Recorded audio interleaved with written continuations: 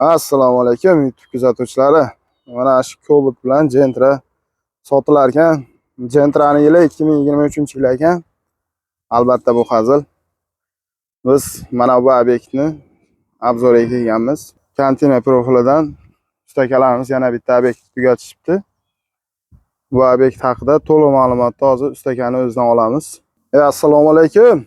Assalomu alaykum. Kelinglar. Yaxshimisiz? Sizimsiz? Siz ustaga kelyapsizlarmi? Rahmat, Xudoga shukr. Tugatib olibsizlarmi yana obyektni ham aka? Ha, Xudo xolasa keyingi obyektimiz ham tugatib oldik, salomon.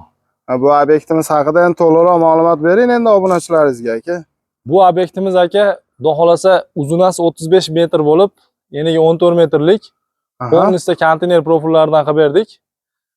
Oldiga ustun saroblari ham Xudo xolasa o'zimizning qo'ldan chiqdi aka, shivilleridan, konteyner shivilleridan. Firmalarimiz orasida loy bosmasdan tepasiga stiklavata tashlab beriladi. Shuning uchun orasida 1.30 dan qo'yib berdik aka, firmalar orasida. Regalarning orasida tunuka, mana tunuka yopildi aka, 70 santimetrdan tashlab berdik.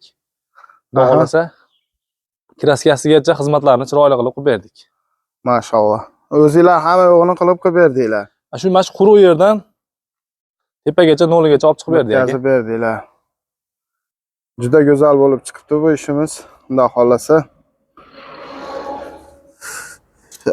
Ustaka, yana bu xizmatlaringiz ichiga nimalar kiradi bu obunachilaringizdan? Bu xizmatlarimiz ichiga bundan tashqari aka, mini stadionlar, katta-katta to'yxona, uy tomlari, konvertsiz aka.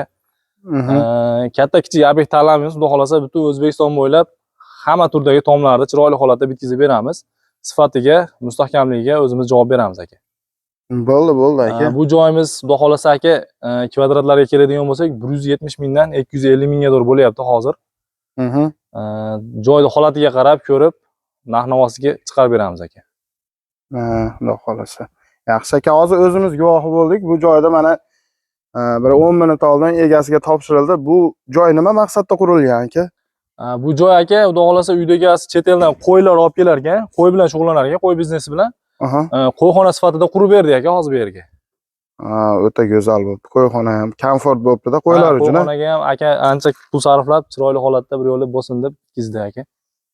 Mana ko'rib turibsizlar obunachilar, kimgadir bizning xizmatlar kerak bo'ladigan bo'lsa, bu akamizni aloqaga chiqaverasizlar, o'zi chiroyli qilib, hamma savolinglarga javobni berib, ishinglarni chiroyli qilib bitkazib beradi. Mayli, sog' bo'linglar, salomat bo'linglar. Xudo xolasa keyingi obyektda ko'rishguncha.